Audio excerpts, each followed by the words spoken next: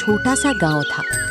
नाम था देवगढ़। वहां एक गरीब दंपति रवि और उसकी पत्नी पूजा अपनी रोजी रोटी के लिए एक छोटा सा मोमो स्टॉल लगाते थे। रवि के मोमोज बहुत सॉफ्ट और जूसी होते थे। लाल तीखी चटनी और गर्मा गर्म भाप की खुशबू दूर तक फैल जाती थी। जो भी एक बार उनके मोमोज खा लेता वो उनकी तारीफ किए बिना नहीं रहता था। लेकिन पता नहीं क्यों पिछले कुछ महीनों से उनके स्टॉल पर कोई आता ही नहीं था। उसी बाजार में अमन नाम का एक आदमी भी मोमोज बेचता था।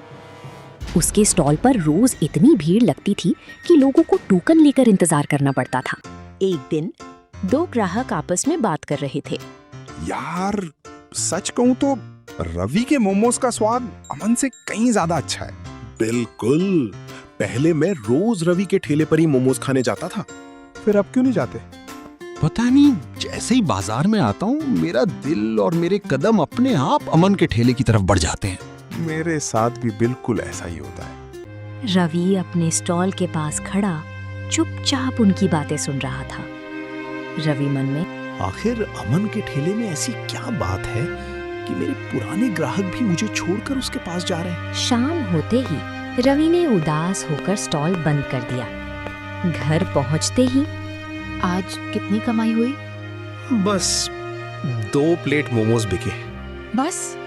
हाँ। थोड़ी देर बाद धीरे से बोले, रवि, अगर ऐसा ही चलता रहा तो अगले महीने घर का किराया कैसे देंगे? रवि ने कोई जवाब नहीं दिया। उसकी नजर बस जमीन पर टिकी हुई थी। उधर अमन ने रात होने से पहले ही अपना स्टॉल बंद कर दिया। उसके सारे मोमोज बिक चुके थे। घर पहुंचते ही उसकी पत्नी किरण धीरे से आज बोली, भी सब खत्म हो गया? एक भी मोमोज नहीं बचा। अच्छा, तो फिर तैयारी कर लो। पैकेट तैयार है। हाँ, लेकिन मुझे हर बार डर लगता है। डरने की जरूरत नहीं, कब तक ये सब चलता रहेगा? जब तक हमारा ठेला चलता रहेगा। और जिस दिन हम नहीं गए? अमन कुछ क्षण तक खामोश रहा, फिर धीमी आवाज में बोला, उस दिन वो खुद चलकर यहाँ आ जाएगा। ये सुनकर किरण का चेहरा डर से पीला पड़ गया। मैं नहीं चाहती कि तुम आज रात वहाँ जाओ। अब वापस लौटने का कोई रास्ता नहीं बचा।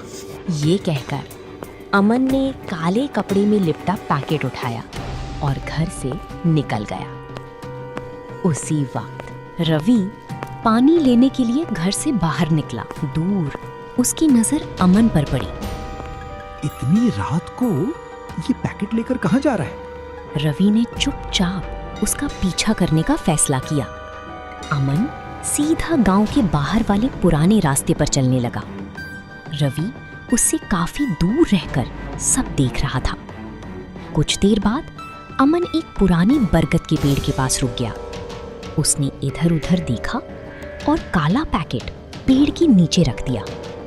अचानक पेड़ के पीछे से किसी के चलने की आवाज आई।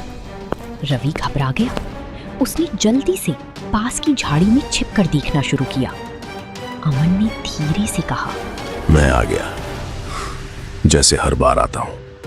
तभी झाड़ियों के पीछे से किसी की बेहद धीमी और भयावह आवाज गूंज उठी। देर हो गई। रवि का दिल जोर जोर से धड़कने लगा।